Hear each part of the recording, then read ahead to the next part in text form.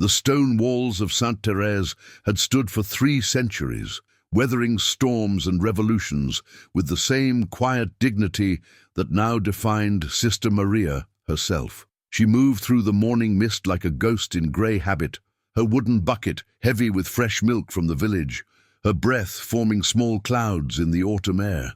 The convent sat nestled in the valley like a prayer made solid, its bell tower reaching toward heaven while its gardens stretched toward the surrounding hills, where the war felt like a distant rumor. But even here, in this sanctuary of peace, the occupation had cast its shadow across every cobblestone and every whispered conversation. The sisters had made a silent covenant to continue their work, regardless of which flag flew over the nearby town, offering bread to hungry children and shelter to those who had nowhere else to turn. Sister Maria paused at the garden gate, her calloused hands adjusting the bucket's weight, as she observed the other sisters tending to the vegetable plots that would feed the village through winter. Mother Superior Agnes moved among them like a shepherd, her weathered face serene despite the German checkpoints that now dotted the roads leading to their door. The morning prayers still echoed in Maria's heart, the familiar Latin words that had shaped her days for 15 years since she had first taken her vows at 19. She remembered how simple faith had seemed then, how clear the line between right and wrong, how easy it was to turn the other cheek when slaps were merely metaphorical.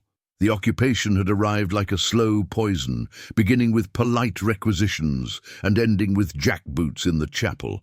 Yet the sisters persisted, believing their neutrality and devotion to God would shield them from the worst of what men do to each other in wartime.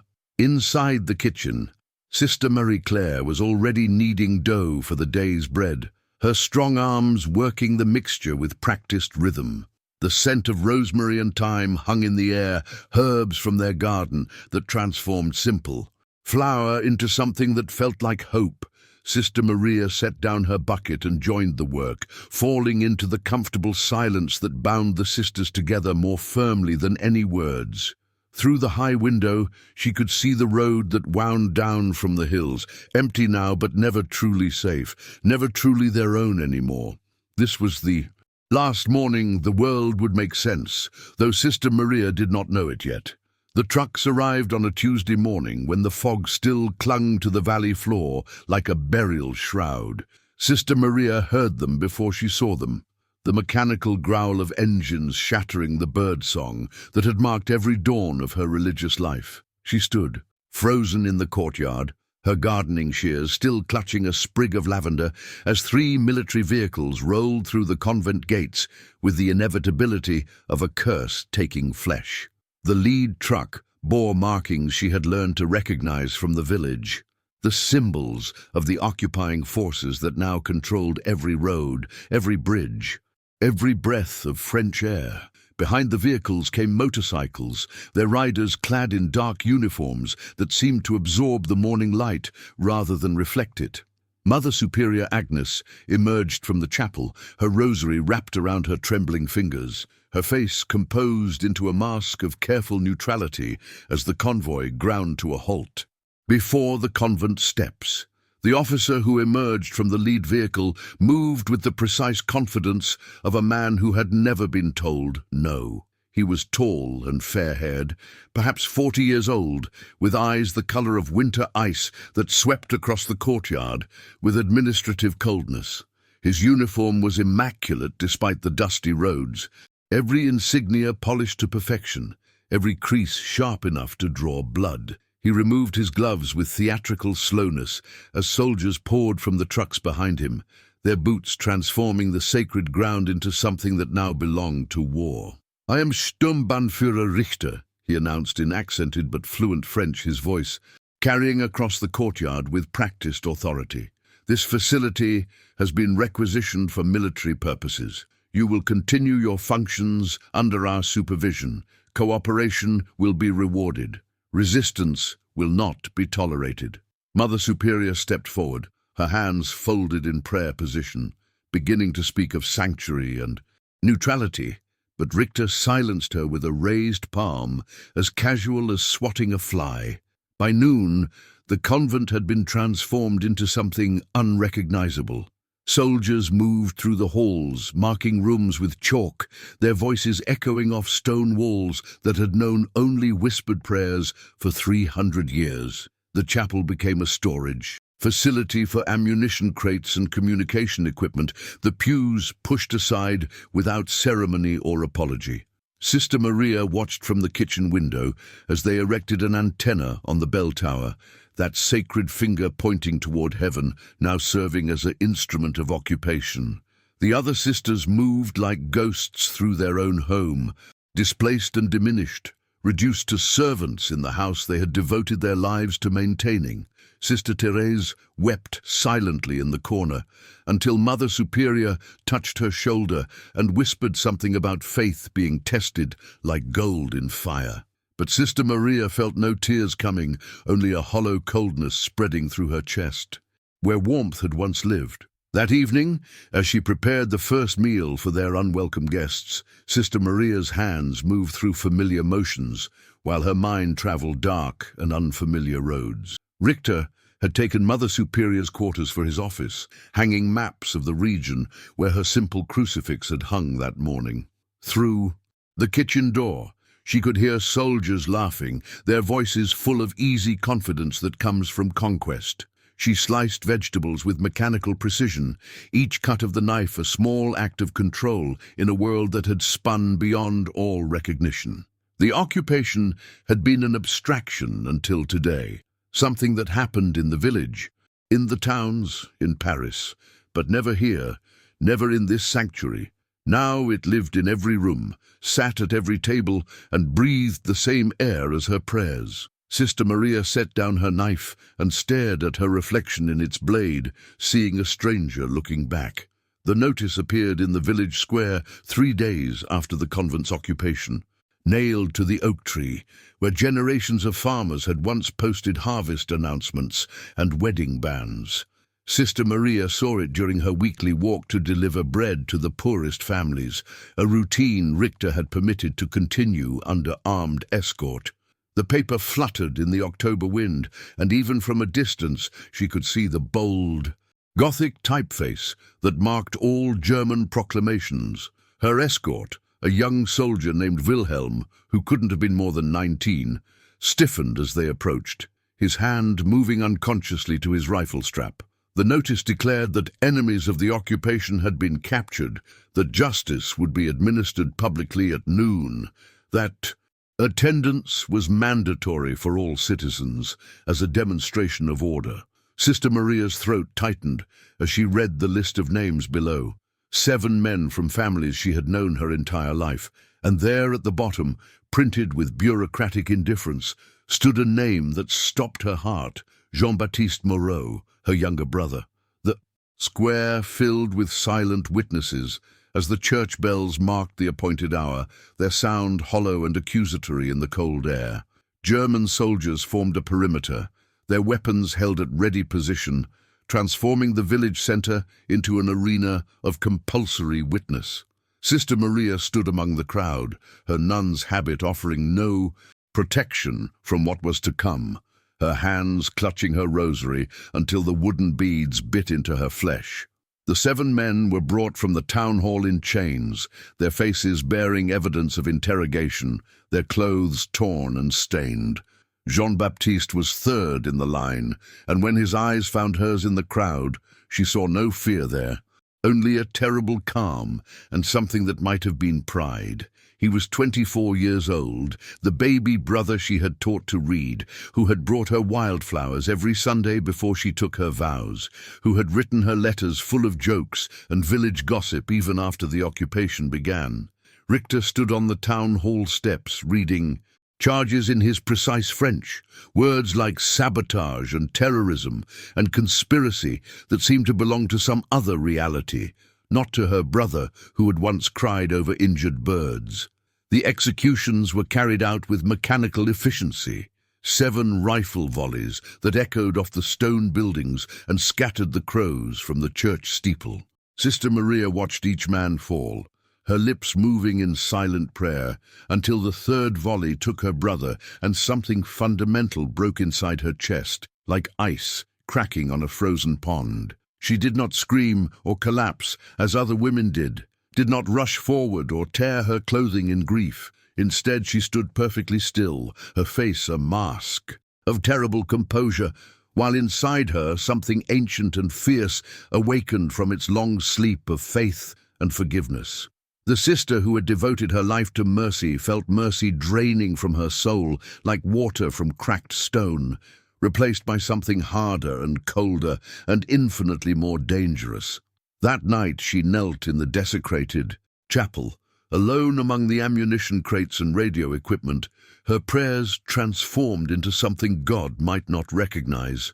She asked no longer for peace or understanding, made no appeals for the souls of her enemies or the strength to forgive them. Instead, she prayed for clarity of purpose, for steady hands and cold resolve, for the courage to become what the moment demanded rather than what her vows had promised. When she finally rose from her knees hours later, her legs stiff and aching, Sister Maria was no longer the woman who had knelt there. She moved through the darkened convent like a ghost, learning to haunt her own life, already beginning to observe, to calculate, to plan. But other sisters slept in their quarters, unaware that one among them had just declared a private war. Sister Maria became a student of routines, her days transformed into careful catalogues of observation disguised as dutiful service. She moved through the convent's corridors, with her eyes downcast in apparent submission, but beneath her lowered lids she tracked every movement, every repeated pattern in the officers' behavior. The kitchen became her strategic vantage point, a room the Germans considered beneath their notice, where a humble nun preparing their meals was merely part of the servile landscape. Through the serving window, she watched them gather each evening, noting who sat where, who drank heavily, who remained alert. Her hands peeled potatoes and chopped vegetables with mechanical precision, while her mind constructed invisible maps of vulnerability and opportunity. The other sisters noticed her new quietness, but attributed it to grief, unaware that silence had become her camouflage. She learned to time her tasks, to coincide with officer meetings, to be present yet invisible, a shadow gathering intelligence in plain sight. The Sunday evening ritual emerged as her focal point during the third week of observation, a weekly ceremony the Germans maintained with almost religious devotion.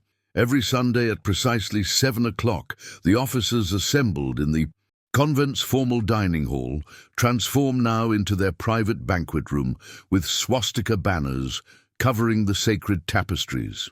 They arrived in full dress uniform, the ceremony a brief return to civilization amid the barbarism of occupation, a moment where these men pretended they were gentlemen rather than instruments of terror. Sister Maria counted 42 officers in total, from Richter himself down to the junior lieutenants, all seated according to rigid military hierarchy.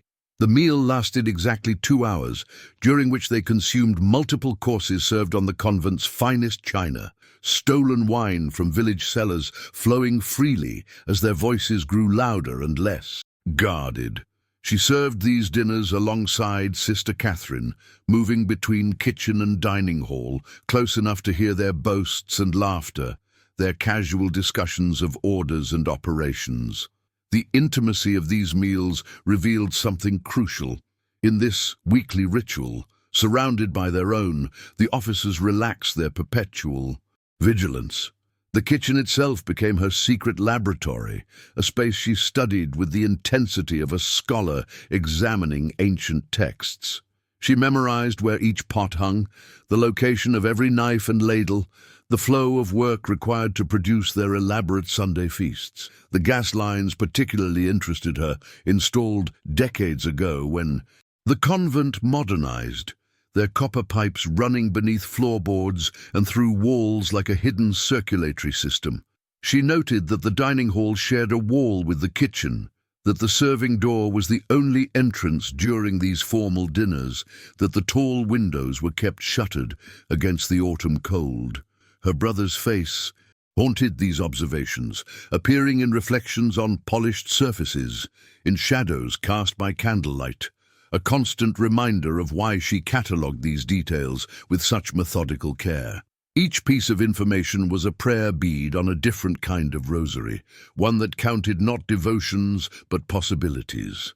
By the fourth Sunday, Sister Maria possessed complete knowledge of their pattern, understanding it as intimately as she once understood the liturgical calendar. She knew that Wilhelm stood guard outside during these dinners, that the other soldiers ate separately in the barracks, that for 2 hours every week all of Richter's command structure gathered in one room.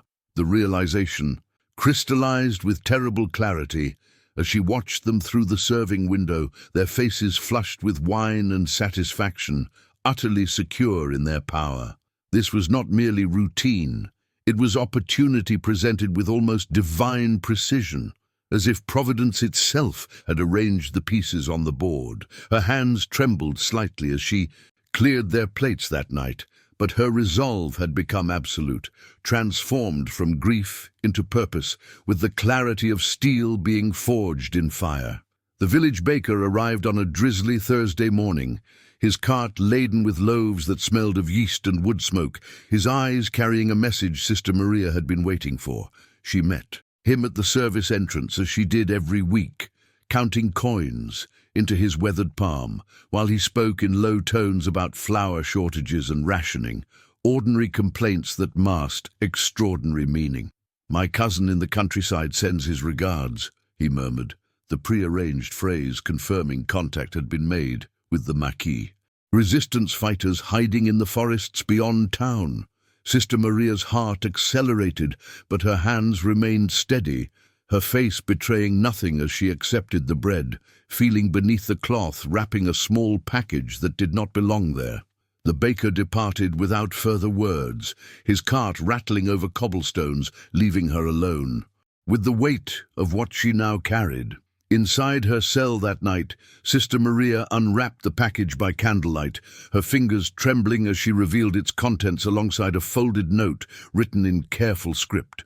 3 small vials of clear liquid, labeled in code she'd been taught to decipher, each containing compounds derived from oleander and foxglove, plants that grew in innocent gardens but harbored lethal secrets in their chemistry. The note explained dosages and timing with clinical precision, how the toxins would take 30 minutes to manifest symptoms, how they would mimic food poisoning initially before the cardiovascular collapse began in earnest. A separate pouch contained what appeared to be ordinary kitchen matches, but the instructions detailed their chemical composition, how, when combined with gas, they would create an explosion sufficient to collapse supporting walls. She memorized every word before burning the paper in her candle flame, watching the intelligence dissolve into ash and smoke. The second meeting came days later through Sister Catherine, who reported that a new gardener had arrived seeking work, a young man with calloused hands and knowing eyes. Sister Maria found him trimming hedges near the kitchen garden, and their conversation about soil composition and winter planting concealed a different education entirely. He taught her about pressure points in old buildings, how stone and mortar settled over centuries, where a concentrated blast would achieve maximum structural damage with minimum materials. His hands sketched invisible diagrams in the air between them, showing her the kitchen's load-bearing wall, the gas line access panel hidden beneath the preparation counter. The mathematics of destruction disguised as agricultural advice. Each night, Sister Maria knelt before the small crucifix in her cell, the vials hidden beneath her mattress like terrible seeds, waiting to bear their poisonous fruit. She prayed not for forgiveness, but for strength, for steady hands and resolved purpose, her whispered words a contract with whatever darkness now lived inside her transformed soul. The knowledge she'd acquired felt heavy as stones, each technical detail another weight added to her conscience, yet she carried them all with the same dedication she'd once brought to memorizing scripture. Her brother's face appeared in the candlelight's shadows, not accusing, but waiting, and she promised him silently that Sunday was coming. Sister Maria rose before dawn on the Wednesday preceding that final Sunday, moving through the silent convent with purpose that felt both sacred and damned in equal measure. The kitchen became her laboratory, her chapel, the place where devotion and destruction would merge into a single terrible sacrament she alone would administer. She began with inventory, counting plates and polishing silverware with meticulous care, her movements those of a woman preparing not just a meal, but a reckoning that had been building since the village square ran red with innocent blood. The vials rested in her pocket, their glass surfaces, warm against her hip, waiting for the moment when cooking would become something far darker than nourishment.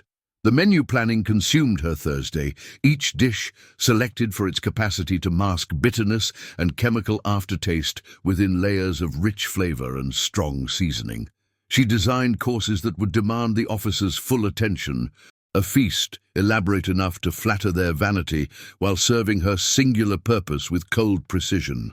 Roasted meats in wine reduction, root vegetables glazed with honey and herbs, breads dense enough to absorb and conceal, desserts so sweet they would overwhelm any lingering suspicion on the tongue. She wrote everything in careful script, showing her plans to Sturmbannführer Richter himself, who approved with a satisfied nod, never knowing he'd just blessed the instrument of his own destruction.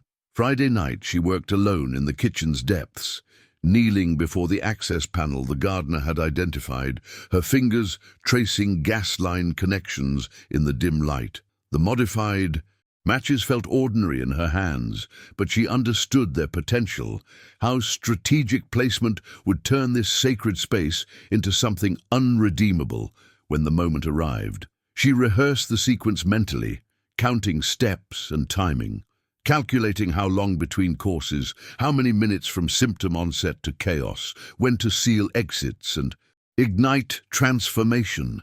Her rosary clicked softly as she worked, each bead a prayer that had lost its words, but retained its rhythm. Saturday brought final preparations, the physical cooking that would contain her hidden purpose within innocent appearance, her hands steady as she incorporated elements that did not belong in any recipe book. Other sisters moved around her, praising her dedication to creating such an elaborate meal, never seeing how her eyes had gone distant and cold, focused on Sunday evening when everything she'd been would burn away in service of what she'd become. She tasted nothing herself, trusting memory and measurement, her palms pressed against the wooden table, where countless meals had been prepared in simpler times that now felt like someone else's life entirely.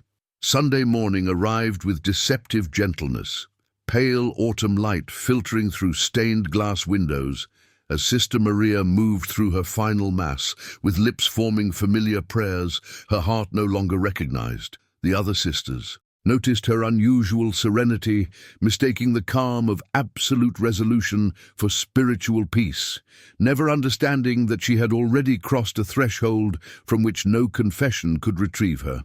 After the service ended, she approached each nun individually with a fabricated story about structural concerns in the Eastern Wing, insisting they spend the evening in the village chapel for their own safety, her voice steady with protective lies that would save their lives while concealing her own approaching end. Mother Superior hesitated, sensing something beneath the surface, but Sister Maria's eyes held such quiet conviction that argument felt impossible, and one by one the sisters departed, glancing back at the woman who had already become a ghost among them. The afternoon unfolded in terrible stillness as she set the dining hall with ceremonial precision, positioning each plate and glass according to the seating chart the Germans had provided, her movements those of a priest preparing an altar for sacrifice. The September Sun tracked across polished floors while she worked alone, carrying dishes from kitchen to table, each course perfectly timed and positioned, the vials now empty and disposed of in the garden incinerator where their glass had melted into innocent ash. She could hear the officers upstairs preparing for their weekly ritual, boots on floorboards, laughter echoing through hallways that had once held only hymns and whispered devotions, their voices full of confidence in their invulnerability. When Sturmbannführer Richter descended early to inspect her preparations, he found everything arranged with such meticulous care that he actually smiled, complimenting her dedication to duty while she nodded silently, her hands clasped around the rosary in her pocket, where matches now also resided. As evening bells tolled across occupied countryside, the officers assembled in their dress uniforms, filling the dining hall with cigarette smoke and Germanic conversation. 42 men who had transformed this house of God into their fortress, never suspecting the fortress had already been surrendered from within. Sister Maria emerged from the kitchen carrying the first course, her habit rustling softly against stone floors, her face composed in an expression of humble service that masked everything burning beneath her skin like fever or prophecy.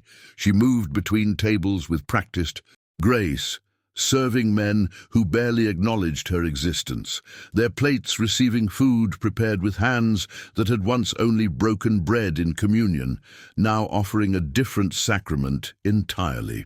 The meal began with raised glasses and casual toasts, the poison's delay mechanism ensuring everything would seem normal until the moment when normal became impossible.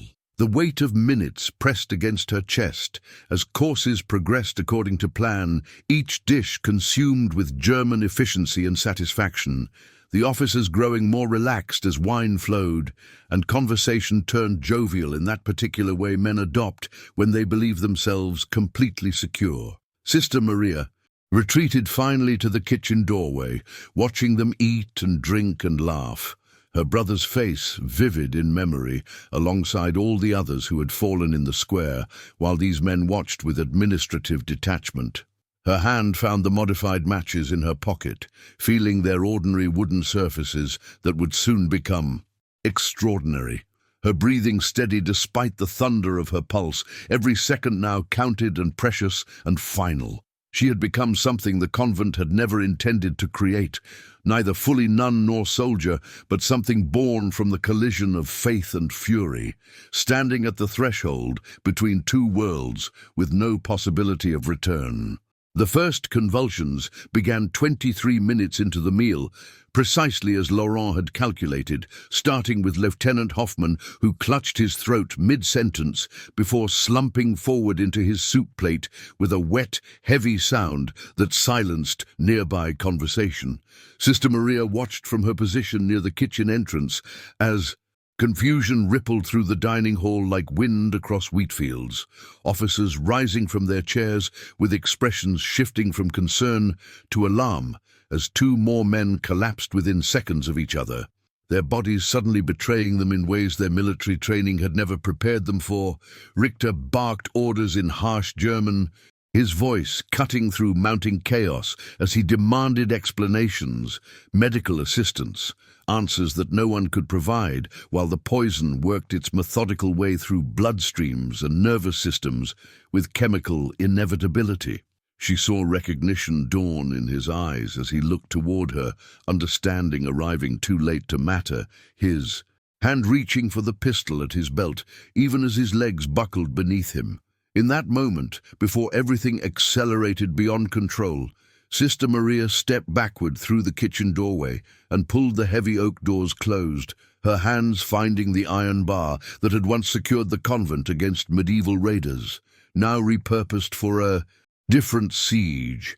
The sounds from the dining hall intensified as men threw themselves against the locked doors, fists pounding wood with desperate strength, while voices rose in commands and curses and eventually pleas that might have moved her months ago, before the square, before she understood what mercy truly cost. She could hear furniture overturning as they sought other exits, the crash of breaking glass, as some attempted the windows, only to find the iron security grates the Germans themselves had installed to prevent intrusion, their own fortress becoming their tomb through architectural irony. Sister Maria moved through the kitchen with steady purpose despite her trembling hands, checking the modified gas lines one final time, the matches ready in her palm like small wooden promises. Through the doors, she heard the pounding weaken as more officers succumbed, the chaos diminishing into something worse than noise, the terrible quiet of inevitability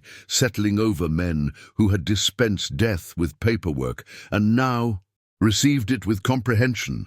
She knelt finally in the center of the kitchen floor, rosary beads sliding through fingers that had kneaded bread and now prepared for fire, her lips forming prayers in Latin that flowed automatically, while her mind held only her brother's face and the faces of all those who had fallen. The convent around her felt alive with memory, every stone remembering centuries of devotion, every shadow holding the ghosts of sisters who had walked these halls believing in salvation through grace rather than through flame. Sister Maria struck the first match and watched it flare in the dimming light, its small fire reflected in her eyes like prophecy, knowing that what came next would erase her name from holy records while writing it elsewhere in ink that never faded. She touched flame to the prepared accelerant with hands finally steady in their purpose, the ignition immediate and absolute, heat blooming around her like terrible flowers as the modified gas lines fulfilled their violent promise.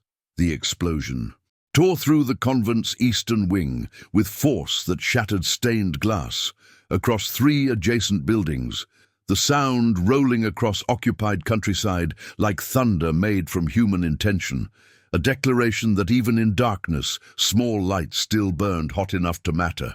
Within seconds, the dining hall became an inferno, smoke and flame, consuming everything the Reich had built within these sacred walls, erasing records and plans, and the men who had authored them with elemental thoroughness.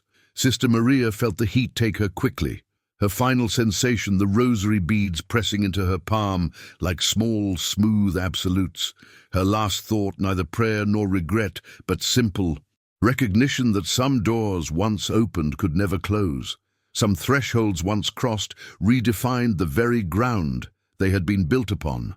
The first German patrol arrived 47 minutes after the explosion, their motorcycles roaring down the village road while embers still danced above the convent's collapsed eastern wing like malevolent fireflies against the pre-dawn darkness.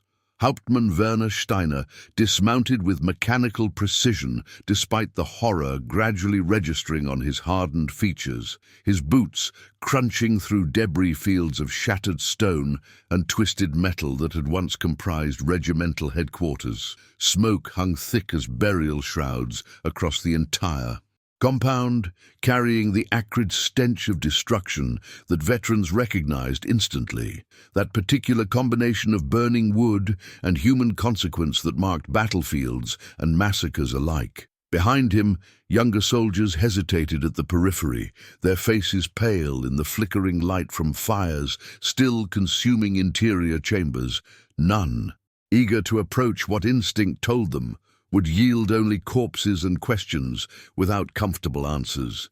Steiner barked orders in clipped German, establishing perimeters and organizing search teams, while his mind catalogued impossibilities, calculating how 42 armed officers could perish simultaneously within their own secured installation. The surviving nuns gathered under guard near the garden wall, watched in terrified silence, their habits smudged with soot, their expressions revealing nothing beyond shock that might have been genuine or exceptionally performed. By late morning, recovery teams had extracted 17 bodies from the dining hall ruins, identifying remains primarily through belt buckles and insignia, since fire and structural collapse had rendered most features unrecognizable beneath char and stone. Steiner stood over what had been SS Sturmbannführer Klaus Richter, recognized only by his distinctive silver death's head ring, still fused to blackened bone, feeling something cold settle in his chess that had nothing to do with November weather. The kitchen had become ground zero, its complete obliteration suggesting deliberate sabotage rather than accidental conflagration, gas lines clearly modified by someone possessing both knowledge and absolute commitment. Forensics officers moved through wreckage with grim efficiency, photographing evidence and collecting samples, while maintaining professional detachment that barely concealed their unease at methodology that spoke of planning, patience, intimacy of access that turned sanctuary into slaughterhouse. Among the kitchen rubble, a young corporal discovered Sister Maria's body curled beneath fallen timbers near what had been the stove, her burned fingers still clutching rosary beads melted partly into her palm, her position suggesting she had remained conscious long enough to choose her final posture. Steiner stared down at her remains for long minutes while reports accumulated around him, seeing in her peaceful expression something more disturbing than hatred, a terrible serenity that implied purpose fulfilled rather than life stolen. The interrogations began that afternoon in the village square where Richter had conducted his executions, chosen location, carrying obvious symbolism that Steiner employed deliberately to encourage cooperation through reminder of consequences. The surviving nuns spoke in quiet, trembling voices about Sister Maria's recent withdrawn behavior, her volunteering for Sunday kitchen duties, details that painted patterns only visible in retrospect when innocence had already detonated. None admitted knowledge of resistance contacts or sabotage preparations, maintaining either genuine ignorance or disciplined silence that 50 hours of questioning failed to penetrate despite increasingly aggressive techniques. The villagers likewise offered nothing useful beyond fearful denials, their faces carefully blank in ways that suggested collective complicity or collective terror, perhaps both simultaneously in occupied territories where survival required constant calculation. Steiner recognized futility after 3 days of investigation that produced evidence of deed but not of conspiracy, leaving him with 1 dead nun and 42 dead officers and no clear path toward the retribution Berlin would inevitably demand. He stood finally before the convent's ruined facade at sunset, watching crows circle above collapsed towers, understanding that Sister Maria had transformed herself into something far more dangerous than soldier or saboteur, had become instead a story that would spread, regardless of what reports he filed or reprisals he enacted. The body count rose to 214 within a week as German authorities implemented collective punishment protocols, selecting villagers at systematic intervals for execution in an attempt to retroactively extract the collaboration network that had enabled the convent attack. Mass graves appeared in the fields beyond town, fresh earth marking sites where farmers and shopkeepers and teachers paid for resistance with their existence, their deaths, intended as emphatic punctuation in the occupation's ongoing narrative of consequence. Yet even as bodies accumulated, something else spread faster through whispered conversations and coded messages carried by trusted couriers through resistance networks threading occupied France like buried roots. Sister Maria's story took on dimensions beyond factual accounting, transforming through retelling into parable and inspiration, her rosary-clutched sacrifice becoming symbol of possibility that even the apparently powerless possessed ultimate agency when sufficiently provoked. The Nazis could kill hundreds in reprisal, could raze the village and scatter its population, but they could not unwrite the equation one small nun had authored with poison and flame and unwavering conviction that some mathematics required blood to balance properly. By early 1944, resistance cells across occupied France had begun incorporating Sister Maria's methodology into their operational planning, transforming churches and monasteries from passive refugees into potential weapons aimed at the occupiers' infrastructure. Reports filtered through Gestapo headquarters in Paris, describing similar attacks with disturbing frequency, priests discovered among rubble with explosives, nuns arrested before completing preparations that suggested careful study of the convent precedent. The pattern terrified German command more than conventional sabotage, because it weaponized the very institutions they had deemed controllable through intimidation, turned spaces of supposed submission into theaters where martyrdom became tactical doctrine, requiring only conviction and opportunity. Intelligence officers compiled dossiers tracking what they termed the Convent Protocol, analyzing each incident for commonalities, while recommending increasingly severe restrictions on religious communities whose members now represented potential threats, indistinguishable from trained operatives. Yet every new restriction bred new resentment. Every arrested cleric created new converts to resistance, the cycle perpetuating itself through the very countermeasures designed to suppress inspiration that Sister Maria's sacrifice had sparked across the occupied territories like flame-touching dry timber. In the village that no longer existed, except as memory and foundation stones, survivors scattered to surrounding regions carried the story with them like precious cargo, refining details through repetition until fact and legend merged into something more powerful than either alone. Children who had witnessed the explosion from their homes grew into teenagers who whispered the tale to younger siblings, establishing oral tradition that would survive decades after official records disappeared into classified archives or deliberate destruction.